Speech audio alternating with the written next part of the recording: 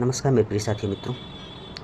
आज के सेशन में भारतीय राष्ट्रीय आंदोलन से संबंधित इम्पोर्टेंट प्रीवियस ईयर क्वेश्चन से ही रहेंगे और इम्पोर्टेंट फैक्ट है और रिवीजन की दृष्टि से बहुत ही इंपॉर्टेंट है। आप लोग सभी लोग ध्यानपूर्वक से सुनिएगा और रिवीजन करिएगा, 2-3 बार जरूर देखिएगा वीडियो को।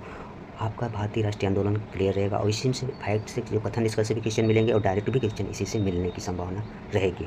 आइए देखते हैं, पहला पॉइंट देखते हैं दोस्तों। 1857 में भारत का गवर्नर जनरल कौन था? कैनिंग था। कौन था? कैनिंग था। अंग्रेजी भारतीय सेना में चर्बी वाले कारतूसों से चलने वाली एनफील्ड राइफल कब शामिल की गई? दिसंबर 1856। 1857 के विद्रोह का नेतृत्व बिहार में किसने किया था? कुंवर सिंह ने किया था। 1857 में बिहार में 1857 का विद्रोह नेतृत्व किसने? कुंवर सिंह ने किया था। जगदीशपुर किस व्यक्ति ने 1857 के विप्लव में क्रांतिकारियों का नेतृत्व किया था? कुंवर सिंह ने किया था।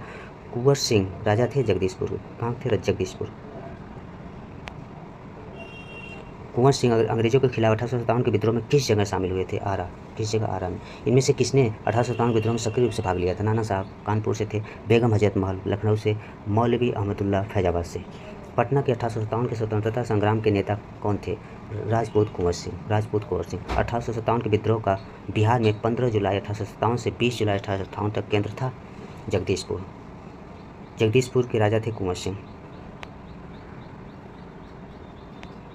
निम्नलिखित में से कौन 1857 के विद्रोह में अंग्रेजों का सबसे कट्टर दुश्मन था?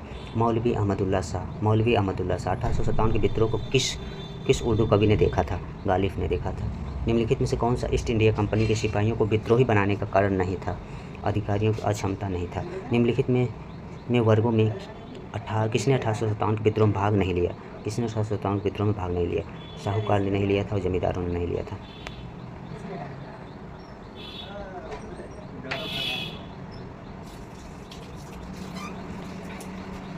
निम्नलिखित में से कौन सा कथन सही है? 1857 में दरभंगा, डुमराव और हटावा के महाराजा और उनके साथ जमींदारों ने आदमी तथा पैसों से अंग्रेजों को मदद की। निम्नलिखित में कौन सा कथन सही है? कथन सही है 1857 में दरभंगा, डुमराव और हटावा के महाराजाओं और उनके साथ जमींदारों ने आदमी तथा पैसे से अंग्रेजों की मदद की।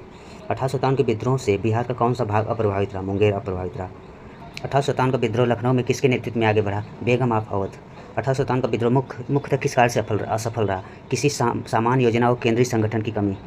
विचार कीजिए कि कथन 1857 में प्रथम स्वतंत्रता संग्राम ब्रिटिश सरकार से स्वतंत्रता प्राप्त करने में असफल रहा। कारण है बहादुर शाह जफर के नेतृत्व को जन सहयोग नहीं मिला था और अधिकांश महत्वपूर्ण रियासतों के शासक उनका साथ देने में कतरा रहे थे। इसलिए इसमें दोनों कथन सही होगा और स्पष्टीकरण भी कर रहा है। आगे देखते हैं दोस्तों। महारानी विक्टोरिया ने भारतीय प्रशासन को ब्रिटिश ताज के नियंत्रण में लेने की घोषणा कब की थी? 1 नवंबर 1858। 1857 के विद्रोह के बाद ब्रिटिश सरकार ने सिपाहियों का इन प्रांतों से चयन किया: गोरखा, सिख एवं पंजाबी उत्तर प्रांत से। 1857 के विद्रोह के बाद ब्रिटिश सरकार ने सिपाहियों का इन प्रांतों से चयन किया था: गोरखा, सिख एवं पंजाबी उत्तर प्रांत से। निम्नलिखित में से किसने 1857 के विद्रोह को एक षड्यंत्र की संज्ञा दी? सर जेम्स आउट्रम एवं W. टेलर। निम्नलिखित में से कौन सा आयोग 1857 के विद्रोह दमन के बाद भारतीय फौज के नव संगठन से संबंधित है? पील आयोग। नील विद्रोह किसके बारे में था? रैयत नील की खेती नहीं करना चाह रहे थे पर उनसे एक अमान्य मूल्य पर जबरदस्ती कराई जा रही थी। नील कृषकों की दुर्दशा पर लिखी गई पुस्तक है नील दर्पण के लेखक कौन है? दीनबंधु। कौन है दीनबंधु? वो प्रथा जिसके तहत किसान स्वयं भूमि का मालिक होता है और सरकार को भू राजस्व के भुगतान के लिए जिम्मेदार माना जाता है। रैयतवाड़ी प्रथा। पागलपंथी की स्थापना किसने की थी? करम शाह ने की थी। फैराजी कौन थे? हाजी शरीयतुल्लाह के अनुयायी। कौन थे? हाजी शरीयतुल्लाह के अनुयायी थे। कूका आंदोलन किसने संगठित किया था? गुरु राम सिंह ने किया था। 1875 के दक्कन के दंगों का तत्कालीन कारण क्या था? महाजनों के द्वारा ऊंची ब्याज दर। महाराष्ट्र में रामोसी कृषक जत्था किसने स्थापित की थी? वासुदेव बलवंत भड़के। रामोसी विद्रोह सही रूप में किस भौगोलिक इलाके में हुआ था? पश्चिमी घाट में हुआ था। बघेरा विद्रोह कहाँ हुआ था? बड़ौदा में। मानव बलि प्रथा का निषेध करने का अंग्रेजों के विरुद्ध विद्रोह करने वाली जनजाति का नाम क्या है? खोंड जनजाति। 1855 ईस्वी में संथालों ने किस अंग्रेज कमांडर को हराया था? मेजर बारो ने हराया था। मुंडाओं ने विद्रोह खड़ा किया 1895 उलगुलान विद्रोह किससे संबंधित है? उलगुलान विद्रोह किससे संबंधित या किससे जुड़ा है? बिरसा मुंडा से। किससे? बिरसा मुंडा से। बिरसा मुंडा का कार्यक्षेत्र कौन सा था? रांची से भागलपुर तक। रांची से भागलपुर तक। 1899 से 1900 ईस्वी की मुंडा क्रांति का नेता कौन था? बिरसा मुंडा। बिरसा मुंडा। बिरसा मुंडा किसके पक्ष में थे? झारखंड के पक्ष में। 1831 में बुद्धो भगत के नेतृत्व में कोल विद्रोह किस क्षेत्र में हुआ था? सिंहभूमि झारखंड में। हौज विद्रोह हुआ 1820 से 21 के दौरान। 1820 से 21 के दौरान इनमें से किसने अंग्रेजी ईस्ट इंडिया कंपनी के कंट्रोल के खिलाफ बगावत नहीं की थी?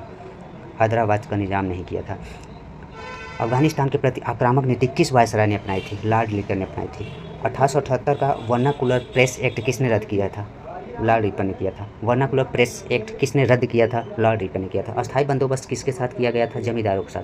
बिहार में परमानेंट सेटलमेंट लागू करने का कारण था भू राजस्व का राजस्व निर्माण।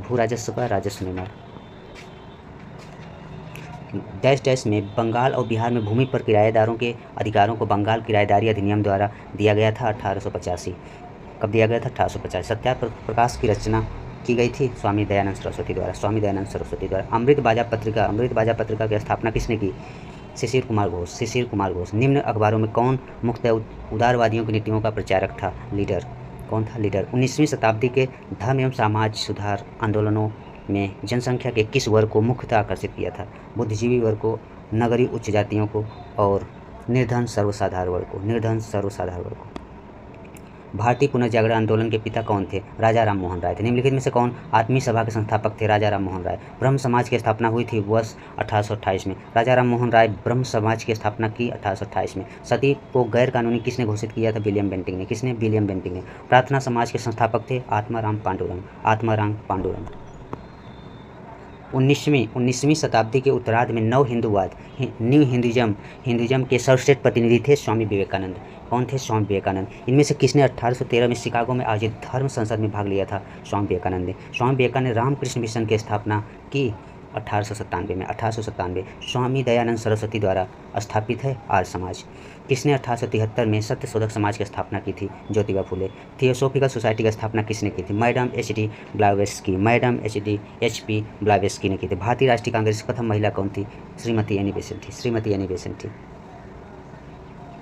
भारत में नारी आंदोलन इनकी प्रेरणा से प्रारंभ हुआ। किनकी प्रेरणा से भारत में नारी आंदोलन प्रारंभ हुआ था? ज्योतिबा फुले।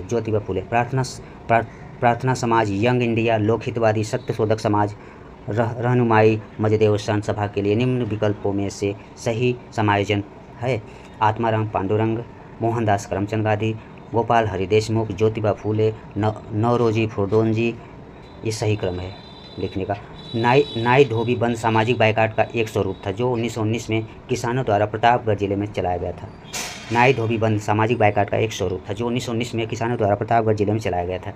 पंजाब भूमि हस्तांतरण अधिनियम कब पारित किया गया था? 1900 में। अवध के एका आंदोलन का उद्देश्य क्या था? लगान का नकद में परिवर्तन। स्वामी सहजानंद का संबंध था बिहार के किसान आंदोलन के साथ।